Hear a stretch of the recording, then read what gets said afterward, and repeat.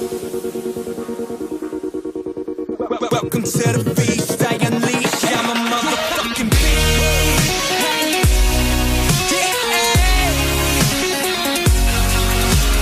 Beast.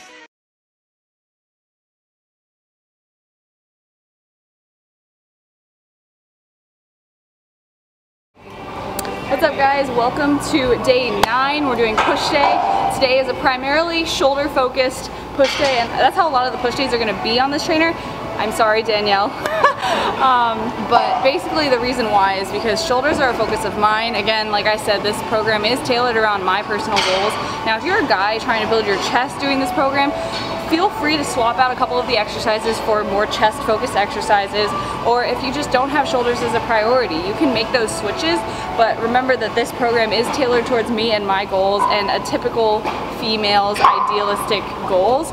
So be mindful when you're making switches, and yeah, don't be afraid to change something out if it's really not working for you. Anyways, so we're going to start with barbell bench press. I'm going to do my rotator cuff warm up. I'll link that down below as usual.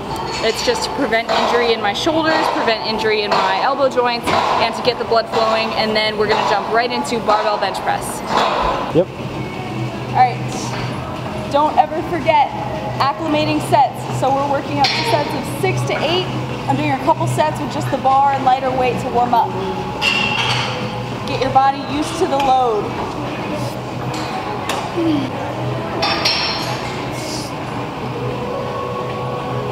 Only thing I'm going to say about bench, and then the rest of this workout is going to be a voiceover. Be mindful of where your grip is depending on what you want to focus on. So I have a wider grip, so my elbows are at 90 degrees because I want to focus on my chest. If you go narrower, you're going to use a lot of triceps, so a lot of tricep and shoulder actually. So just be aware of that. And also if your elbows are up here when you're benching, you're going to be using primarily shoulder, not chest.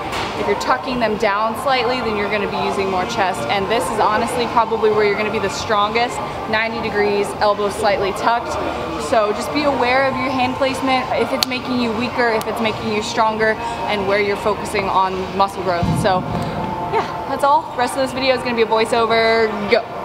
Alright, what's up peeps? So today we are doing push, which means chest, shoulders, and triceps. So we started with barbell bench press, sets of 6 to 8 reps. So you want to be going relatively heavy for what you're used to. So for me, that was 85 and 90 pounds. I started with 85 and surprised myself by just knocking out 8 really easily.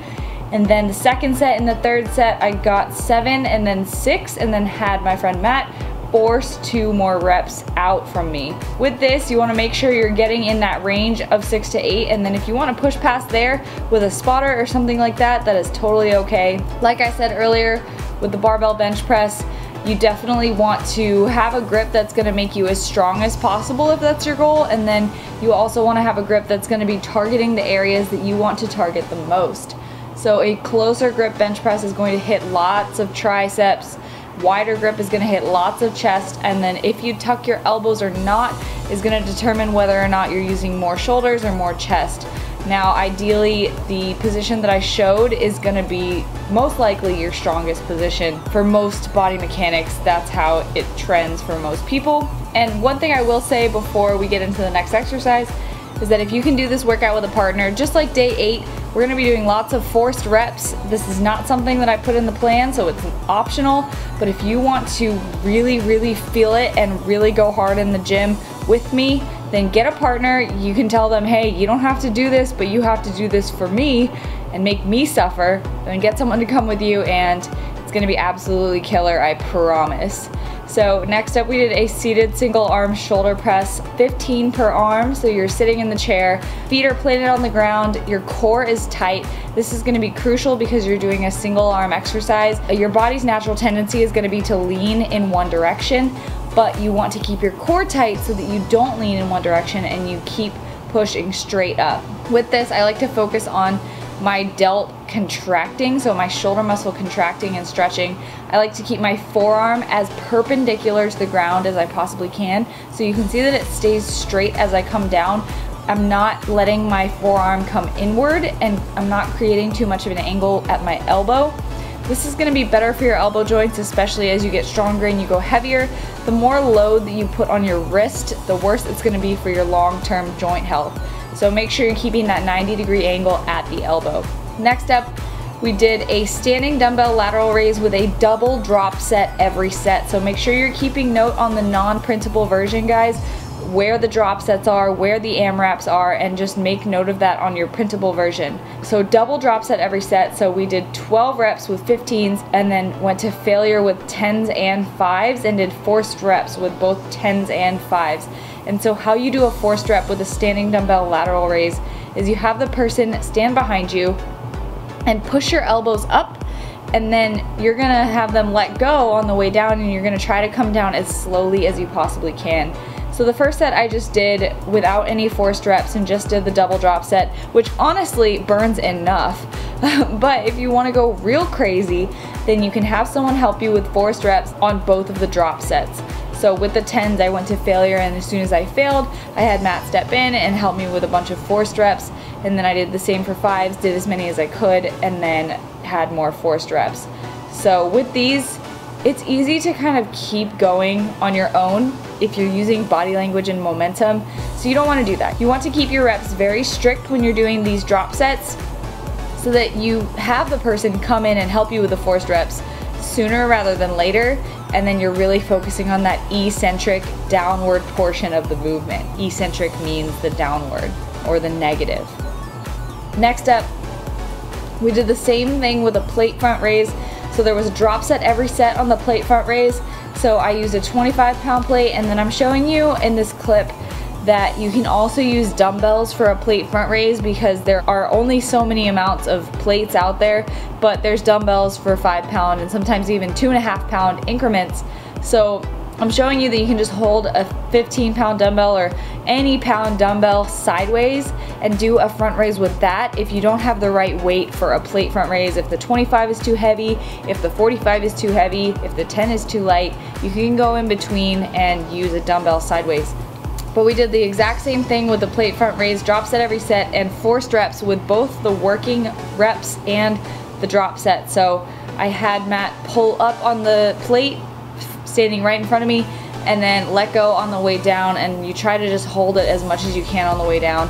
And guys, this was absolutely brutal. I have never felt my shoulders in so much pain. It was incredible. So 3 sets of that. Then we moved on to a tricep rope push down. So again, drop set every set with this. I went a little crazy, and guys, remember, you don't have to do the forced reps, but you do have to do the drop set every set. So 12 reps and then drop the weight by 30 to 40% and do another set to failure with every single set. With this, I actually did not get to 12 reps on the second and third sets of the exercise, so I just had Matt actually force my working reps into the set. But that's typically not what you want to do. You want to just go a little lighter and work with weight that you can get the 12 reps for. But I was feeling ambitious, and these hurt so bad. I have never felt so much pain in my triceps. It was amazing. And then you can just have them push down on the cable like you see in this clip here, or you can have them push up on the weight on the other side of the pulley. So for these push downs, you want to make sure that your elbows are tucked in at your sides. Your elbows are not moving. Your upper arm should not move at all. It should just be your forearms bending, stretching the tricep just above 90 degrees, and then pushing down and twisting your wrists outward at the bottom. If you can't twist your wrist outward at the bottom, it is too heavy, and I did go too heavy for this set. But if you want to keep strict perfect form, you need to be able to twist that wrist downward and outward at the bottom and really squeeze your tricep at the bottom. Lastly, we did a pec deck rear delt fly. Same idea here, drop set every set. We did forced reps every set. Again, optional, but killer. 12 reps with the pec deck rear delt fly. Remember, you're pushing with the outside of your hands outwards and leading with your elbow and squeezing that little crevice right behind your armpit where your shoulder is to feel it right in that little crevice. You're squeezing at the back and really controlling the eccentric, meaning the negative, on the way back. So with these drop sets, I just had Matt pushing the weight on the other side of the pulley up, And just to make sure I didn't smash his hand, I just told him, hey, I'm not gonna go all the way down. I'm just going to bring my arms to about 45 degrees instead of all the way back to 90, and that pretty much solved the problem of risking me crushing his hand with the weight. So you can just communicate with your spotter that way if you're doing these forced reps, and that should solve the problem. Again, guys, forced reps, so freaking brutal, optional, but worth it. So get a partner and give it a try. I promise you will be so sore the next day. Guys, my legs are just killing me today as I record this voiceover for push day. Oh my god, I have not felt such intense soreness in my legs in so long, so I'm applying my own recovery tips to myself as of right now. Next up, we did a superset of battle ropes and push-ups. So this is like a high intensity cardio sort of superset. So 30 seconds of battle ropes and then 30 seconds of push-ups. I'm showing you with the push-ups that you can do either full push-ups if you can, or just knee push-ups if you can't do a full push-up yet. That's totally okay, but you want to just get into that motion and work with it and go for the 30 seconds with as good quality reps as you possibly can.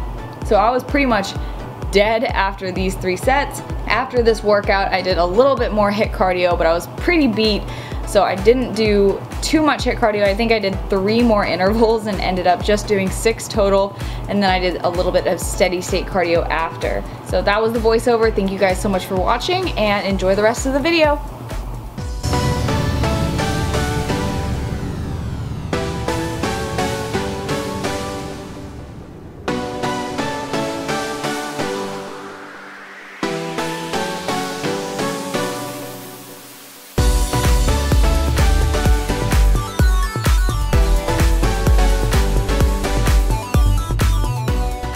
So I want to quickly specify why I don't have cardio in you guys' program, why I'm not specifying cardio. First of all, some of these lifts, like today's, will end with a circuit. And second of all, it just depends on your goals. So lifting is not going to change depending on your goal. So a lot of people think that like your programming needs to change if you're cutting or if you're bulking or whatever. I don't believe in that. I believe that you should be lifting hard and heavy year-round no matter what phase you're in, and then your cardio and your diet change depending on what your goals are. So for me, I'm cutting and I'm adding cardio to this routine, to the lifting schedule, but I want you guys to use cardio as a tool. So if you're lifting 5-6 days a week and you're eating and hitting your macros that are designed to be in either a caloric deficit, maintenance, or surplus, then if you're not seeing the results that you want to see, that's when you add in cardio. That's when you say, okay, I'm going to try to get into more of a deficit, so I'm going to add in this many cardio sessions a week for this long. And then you stick to that and you see how it goes. Cardio is a tool. It shouldn't be used as a crutch. It shouldn't be, oh, I always do 5 sessions of 30 minutes a week because like otherwise my weight starts going up. No, like you need to nail the lifting and the diet and then use cardio as a tool to create that caloric deficit. And then if you're bulking to create a surplus, you would do the opposite. You would get rid of the cardio slowly or lower the cardio with time. So just make sure you're not relying on cardio as a crutch to kind of keep your weight where it is. That's very unhealthy for your metabolism. It's just not good for your mentality either. So yeah, hopefully that helps. That was day 9, push day. Thank you guys so much for watching, and I'll see you guys tomorrow for pull. We'll be at the shop. It'll be a fun time. What's up, guys? I just got poke at Pokeworks in Annandale, so I decided to just go down and try it out because I've been missing my poke since New York with Danielle. Basically, I tracked 4 ounces of tuna.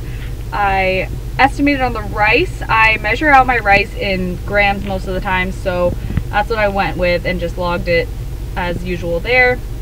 I think I definitely overestimated. 130 grams is generous compared to what I saw in the bowl. Same goes for all the toppings. I honestly overestimated for all of them because they were very skimpy with the portion sizes, which honestly I'm not complaining because it tasted amazing and I would not want them to load me over the other way. So Not upset about that. This is just how I logged it. I just plugged in every single ingredient individually instead of looking for a certain poke bowl on MyFitnessPal, because this is pretty much ingredient by ingredient. You can find almost everything with USDA entries, and it's probably honestly more accurate that way. If you have any sort of time or experience with plugging in food with a food scale, then your estimation skills are probably better than you think they are. So that is all. That was poke. Thank you guys for watching this video, and I will see you guys tomorrow for pull.